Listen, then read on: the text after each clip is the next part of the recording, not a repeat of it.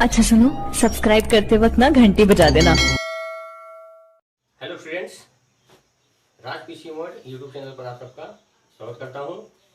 जैसे कि बच्चों, इसमें हम संख्या पद्धति, गणित में संख्या पद्धति की आज हम पढ़ाई करेंगे, जिसमें हम लोग आज बेसिक से लेकर कुछ क्वेश्चन भी देखेंगे।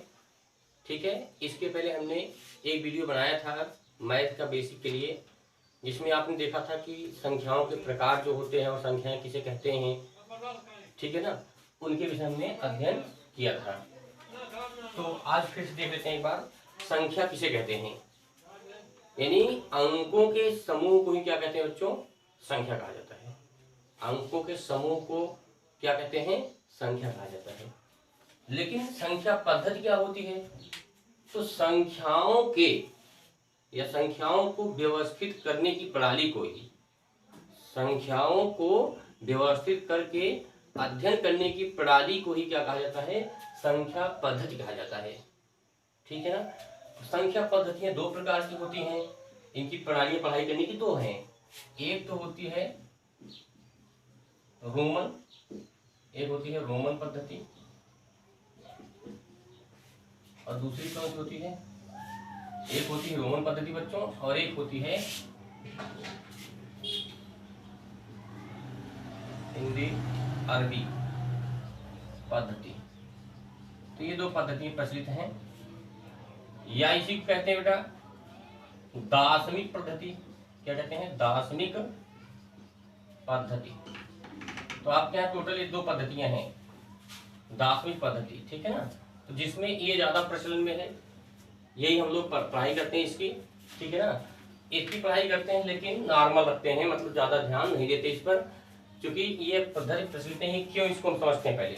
जैसे आप जानते हैं रोमन में एक इसको बोलते हैं, इसे एक बोला जाता है, इसको दो बोलते हैं, इसी प्रकार से इसे 5 बोला जाता है, इसे कहते हैं 10, ठीक है, इसे कहते हैं 50, ठीक है ना, इसे कहते हैं 100, इसे कहा जाता है डीप कहा जाता है 500, और एम कहा जाता है बच्चों 1000। ठीक है। तो इस प्रकार से कुछ इसमें संख्या पद्धतियां हैं जो रोमन पद्धतियां हम लोग यूज करते हैं, ठीक है ना। लेकिन इस पद्धति में आप जानते हैं कि कैसे संख्या बनाई जाती है। जैसे मान लीजिए कि आप 10 को बेसिक बना लीजिए, 10 है, तो 10 के बाद यदि हम इस एक को इस साइड लगा दें तो इसको 9 पढ़ा जाएगा, अर्थात 10 के बाईं तरफ जब संख्या लिखी जाती है तो उसमें घट जाएगी। रोमन संख्या में जब कोई संख्या 10 के बगल लिखी जाएगी तो उसको 10 में से घटा देंगे तो यानी 9 बचेगा। लेकिन इसी एक को जब यहाँ लगा देंगे राइट में तो एक जुड़ जाएगा 10 में, 10 से कितना हो जाएगा, 11 हो जाएगा यहाँ से, ठीक है ना। तो इनमें और इनमें ये संबंध होता है बेटा। अब देखिए, इसी प्रकार से आप अन्य संख्याओं को भी व्यवस्थित कर सकते हैं, ठीक है ना। तो लेकिन आप ध्यान देखिए, ये पद्धति इतनी ज्यादा प्रचलन में है नहीं। हम लोग को प्रचलन में कौन सा है, दार्शनिक पद्धति या फिर हिंदी अरबी पद्धति। दार्शनिक पद्धति इसलिए कहा जाता है क्योंकि इसमें 10 अंक होते हैं, जो 1 2 3 4 5 6 7 8 9, इन 9 संख्याओं से दार्शनिक पद्धति 10 संख्याएं भाई, ठीक है ना, 10 संख्याएं। देखो, 0 को शामिल करिए इसमें, ठीक है। तो टोटल कितनी संख्याएं हैं, 10 संख्याएं हैं। तो इसे कहते हैं दार्शनिक पद्धति, ठीक है। अब दार्शनिक पद्धति क्या होती है, इनसे आप संख्या बनाओ। जैसे मान लो कहा जाए 10, तो 1 के बगल 0 लगाओ, 10 हो गया। 10 कैसे बना, इसका एक पद्धति, इसका सिस्टम है। यानी इकाई दहाई आपने पढ़ा होगा, इकाई दहाई सैकड़ा पढ़ा होगा आपने इसको। इस पद्धति चलते हैं। तो यहाँ इकाई का स्थान 0, 0 लगाओ प्लस दहाई मतलब 10 गुणे यहाँ कितना है 1, 10 से कम 10 में 0 जोड़ो कितना आ गया, यहाँ से 10 आया। इसी प्रकार यदि आप कहें 15 बना दिखाओ, 15 कैसे प्राप्त हुआ इस दार्शनिक सिस्टम में, 1 के बगल 5 लगाइए। तो आप पहले इकाई के स्थान, यानी इकाई के स्थान क्या लिखेंगे 5, तो यहाँ 5 रहेगा प्लस 10 गुणा 1, यहाँ जो 1 है देखो, यहाँ से गुणा करा दो इसका ना, यहाँ कितना आ जाएगा बेटा 10 से कम 10 5 15। ऐसे मान लो आपको बनाना हो 20, तो कैसे बनाएंगे, 0 इकाई का स्थान 0 प्लस 10 में ही गुणा करेंगे क्योंकि 2 अंक है, 10 बोलते हैं इसको। कितना 2 से गुणा करो, ऐसे ही मान लो बनाया जाए 70 बनाएंगे क्या है 0 प्लस 10 गुणा 7। इस प्रकार से बेटा संख्याएं बनाई जा सकती हैं। कहीं बातें आपको समझ में आई? तो दार्शनिक पद्धति इसलिए सफल है क्योंकि इसका हम लोग अध्ययन भी करते हैं ढंग से और सुविधाजनक है। ठीक है,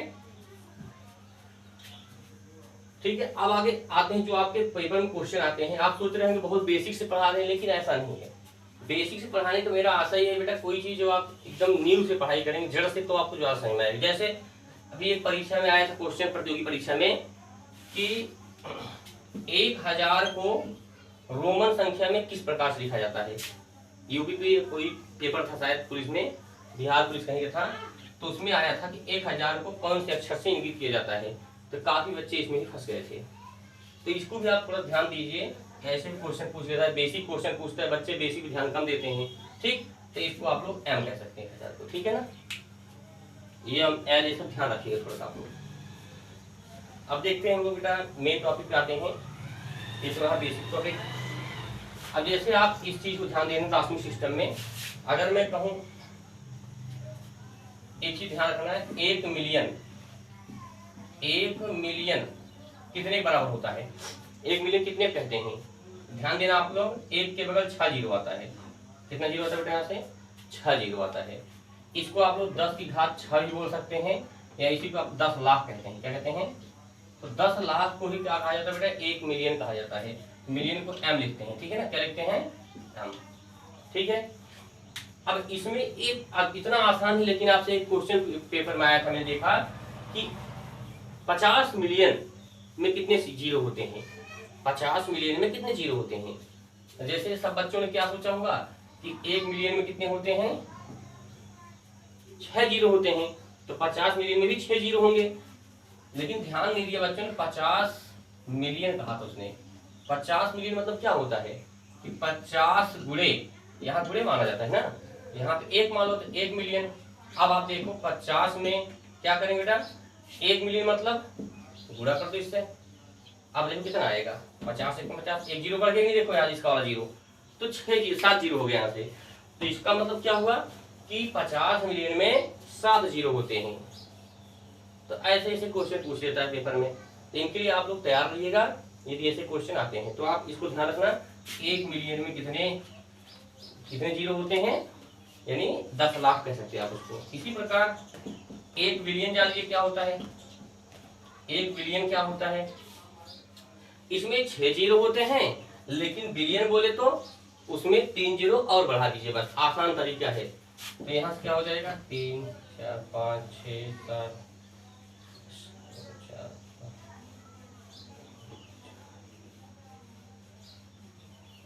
कितने जीरो होते हैं 9 होते हैं। ठीक है, 9 जीरो होते हैं। इसको आप 10 घात 9 लिख सकते हैं। इसको पढ़ेंगे कितना 1 अरब। क्या पढ़ेंगे बेटा इसको हिंदी में 1 अरब। आप मिला देख लेना इसको। तो 1 बिलियन मतलब 1 अरब। कहते हैं ना विदेशों में बिलियन के मालिक हैं, 1 बिलियन है ना, बिलियनियन है, बिलियनियन बोलते हैं उसको। तो उसका मतलब अरबपति होता है। ठीक है ना, और मिलियनियन बोले तो लखपति। ठीक है ना, और एक होता है ट्रिलियन। 1 ट्रिलियन, देखो ट्रिलियन कितना होता है इसको भी जान लीजिए। 1 ट्रिलियन मतलब जब मिलियन बोलेगा 6 जीरो आएगा, बिलियन बोलेगा तो 3 जीरो और बढ़ा दीजिए, इसका 3 जीरो और बढ़ेगा इस बार, तो कितने जीरो हो जाएंगे 10 घात 12 हो जाएगा। आप 12 जीरो लगाएंगे, ध्यान देना इसको। तो यहाँ इसका क्या हो गया, इसको क्या पढ़ते हैं 10 खरब। क्या पढ़ेंगे 10 खरब। ये सब बातें थोड़ी सी ध्यान देने वाली बातें हैं। तो ध्यान देना, मिलियन बिलियन और ट्रिलियन एग्जाम में पेपर में पूछा जाता है इस चीज को कि 50 ट्रिलियन मतलब कितने जीरो होंगे। तो आप इसको ध्यान रखना कि मिलियन में 6 जीरो होता है, बिलियन में 9 जीरो होता है इसके पीछे, और ट्रिलियन में 12 जीरो होते हैं। उम्मीद करते हैं आपको टॉपिक समझ आ गया बढ़िया से। ठीक है ना, अब बेटा आपने सीखा हिंदी अरबी सिस्टम, यानी कि दार्शनिक सिस्टम और रोमन सिस्टम। तो ये सब पद्धतियां हैं। अब हम आपके क्वेश्चन पे आते हैं। थोड़ा एक पेपर में भी आता है। अब देखो एक चीज समझना आपको, संख्याओं के प्रकार इसके लिए मैंने आपको बताया था, एक वीडियो पहले से बना रखा हूँ कि इसके लिए अलग से मैंने वीडियो दिया है, मतलब संख्याएं कितने प्रकार की होती हैं। तो जिसमें हमने आपको बताया था उसको आप वीडियो देख सकते हैं जाके, पिछला देखते हैं जाके। लेकिन अभी मैं थोड़ा आपको साथ में बता दे रहा हूँ कि संख्याएं क्या होती है बेटा। संख्याएं मुख्यतः दो प्रकार की आप जानिएगा बस। एक होती है वास्तविक संख्या, एक होती है वास्तविक संख्या, एक कौन सी होती है, काल्पनिक संख्या। ठीक है, वास्तविक संख्या जिसमें आप लोग जो कुछ पढ़ाई करते हैं वो चाहे परमेय संख्या हो चाहे अपरमेय संख्या हो, चाहे जो भी हो, वास्तविक संख्या में सब आ जाते हैं। वास्तविक यानी संख्याएं दो ही भागों में बटी हैं, एक होती है वास्तविक और एक होती है काल्पनिक। तो जितनी आप संख्याएं पढ़ते हैं, चाहे वो क्या कहते हैं कि कौन संख्या होती है, प्राकृतिक संख्याएं हों या फिर परमेय संख्याएं हों, अपरमेय संख्याएं हों, जितनी भी होती हैं, सभाज्य अभाज्य सम विषम, जितनी भी संख्याएं बेटा वो सब कहाँ आती हैं, वास्तविक संख्या के अंतर्गत आ जाएंगी इसके अंदर। लेकिन काल्पनिक क्या होती है, वह संख्याएं जिन्हें वर्गमूल के अंदर लिखा जाता है, वह संख्याएं जिसे वर्गमूल के अंदर लिखा जाता है, माइनस में, प्लस में रहेगी तो वो भी क्या हो जाएगी, वास्तविक हो जाएगी। किंतु जब संख्या कोई माइनस में हो, रूट में, जैसे मान लिया अंडर रूट में 9 ऐसे लिख लीजिए, तो इसका वर्गमूल आप नहीं निकाल सकते बेटा, अमान्य हो जाएगा ना, ये असंभव है इसका। ठीक है ना, तो ऐसी संख्याओं को क्या कहा जाता है, जैसे अंडर रूट -25, ये सब असंभव संख्याएं हैं, तो इनको आप नहीं निकाल सकते वर्गमूल, एक काल्पनिक संख्याएं या अधिकल्पित होती हैं। ठीक है, तो ठीक है आगे बढ़ते बेटा। इसी के अंतर्गत एक टॉपिक बहुत अहम है प्रतियोगी परीक्षाओं में, जिसे कहते हैं आप लोग अभाज्य संख्या। अभाज्य संख्या या इसी को आप लोग रूढ़ संख्या कहते हैं, रूढ़ संख्याएं भी कह सकते हैं आप इसको। ठीक है ना, तो ध्यान रखना आप लोग, अभाज्य संख्या वह संख्याएं होती हैं जो या तो खुद से कटती हैं या फिर एक से कटती हैं। ठीक है ना, अब इसमें थोड़ा सा क्वेश्चन कैसे बनता है इसमें हम देखते हैं। देखिए बेटा, जैसे 1 से लेकर के 25 तक की संख्या, फिर 1 से लेकर 50 तक, फिर 1 से लेकर 100 तक, इनको आपको याद करना पड़ेगा थोड़ा सा। 1 से लेकर 25 तक कितनी अभाज्य संख्या होती है बेटा, तो ध्यान रखना आप लोग 9 अभाज्य होते हैं। कितने होते हैं टोटल, 9 अभाज्य संख्या होती है। ठीक है, इसके बाद 1 से लेकर 50 के बीच कितनी अभाज्य संख्याएं होती हैं, 15 अभाज्य संख्याएं होती हैं। तो थोड़ा सा इंपॉर्टेंट टॉपिक है ये सब, इन्हें आप ध्यान रखिएगा। और 1 से लेकर 100 तक कितने होते हैं, 25 अभाज्य संख्या होती हैं। इसी प्रकार से आगे भी होते हैं। फिलहाल आप इतना ध्यान दीजिए अभी कि 1 से 25 तक कितने होते हैं, 9 अभाज्य संख्याएं, 1 से 50 तक 15 और 1 से 100 तक 25 अभाज्य संख्याएं होती हैं। लेकिन क्वेश्चन में ऐसे नहीं पूछेगा आपसे, कभी भी पूछता भी है सिंपल क्वेश्चन कि 1 से लेकर 50 के बीच में कितनी अभाज्य संख्या होती है, तो आपको बता लेंगे, याद कर लीजिए तीनों को, बस तीनों को याद कर लो बस आप लोग, 9, 15 और 25। लेकिन इनमें से क्वेश्चन शॉर्ट कर पूछता है घुमा के कि 25 से लेकर 50 के बीच कितनी अभाज्य होती है, तब क्या करेंगे आप लोग। इस मान लिया आप 1 से 50 याद कर लिए, लेकिन कह दिया 25 से लेकर 50 यानी 25 से लेकर 50 के बीच में कितनी अभाज्य संख्या होंगी, या तो आप गिनो या तो फिर आप इनसे निकाल सकते हैं। क्या करें बेटा, 25 से लेकर 50 तक पूछा है तो इसमें इसको हटा दो, आंसर आ गया। यानी इन तीनों को याद किया, काम बन गया आपका। 15 में से 9 गए 6 अभाज्य संख्या, कितने आंसर आया, 6 आगे बढ़ गया। बात समझ में सबको। इसी प्रकार एक क्वेश्चन पूछ सकता है, एक हो गया, दूसरा क्वेश्चन ऐसे घुमा पूछ सकता है कि 50 से 100 के बीच अभाज्य बताइए कितने होते हैं, तब क्या करेंगे, कितने अभाज्य होते हैं तब कैसे बताएंगे आप लोग। तो सीधा वही ट्रिक है आपके पास कि 50 100, तो 100 में से 50 घटा दीजिए, सॉरी इसमें से 25 में से 15 घटा दीजिए, कितना आएगा 10। क्या आप मेरी बात से सहमत हैं, पूरी तरह समझ में आ गया पूरी तरह से कि जब पूछेगा 25 से लेकर 50 के बीच में कितनी अभाज्य संख्याएं हैं तो 15 में से 9 घटाएंगे। जब पूछेगा 50 से लेकर 100 के बीच में तो 25 में से 10 घटा 15 घटा देंगे। लेकिन इसी तरह क्वेश्चन पूछ सकता है 25 और 100 के बीच में, 25 से 100 के बीच कितनी अभाज्य संख्या और तब क्या बताएंगे, तो आप सीधा बोलेंगे इसमें से इसको हटा देंगे सीधा यहाँ से। भाई जिसमें से इसको, बस आपको इसको तीनों याद कर लेना, बस आपको कहीं से कोई क्वेश्चन घुमाएगा आपको रेडी कर लीजिए। क्या करेंगे यहाँ से, 25 में से 9 घटाओ कितना आ गया, 16 संख्या होगी यहाँ से। तो उम्मीद करते हैं आपको पूरी तरह से ये टॉपिक समझ में आ गया बेटा, ठीक है ना। चलिए आगे बढ़ते हैं, मिटा जाए इसको।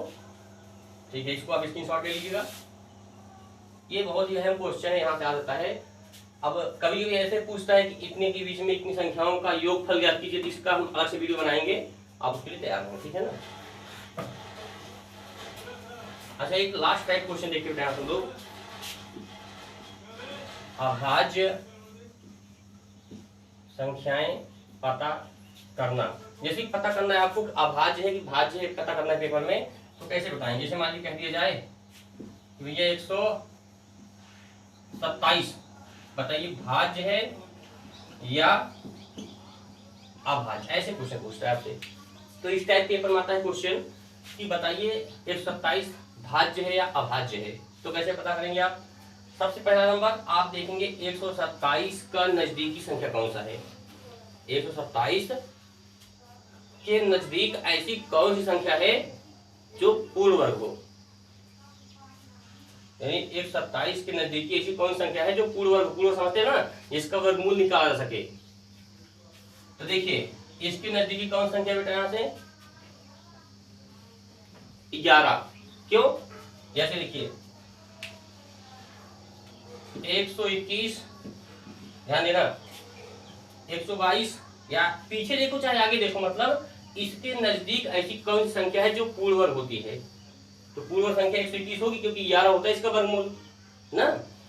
और वैसे जाएंगे तो 144 होगा, फिर 12 आ जाएगा। 11 को वर्ग 121 होता है, 12 को 144 होता है, तो ज्यादा सटीक कौन सा होगा, नजदीक तो ज्यादा कौन सा आ रहा है, 121 आ रहा है, तो हम लोग 11 देखेंगे। अब जो संख्या इसके नजदीक आ रही है उसका वर्गमूल निकाल लो, उससे कम कौन कौन सी अभाज्य संख्याएं हैं। तो इससे कम कौन सी है, 7 है, 5 है, 3 है, 2 है, ये 4-5 अभाज्य संख्या होंगी। यानी क्या करेंगे, जिस संख्या पता करना है भाज्य का भाज्य है, उस संख्या के नजदीकी मतलब पूर्ण वर्ग संख्या देख लीजिए आप कौन सी है।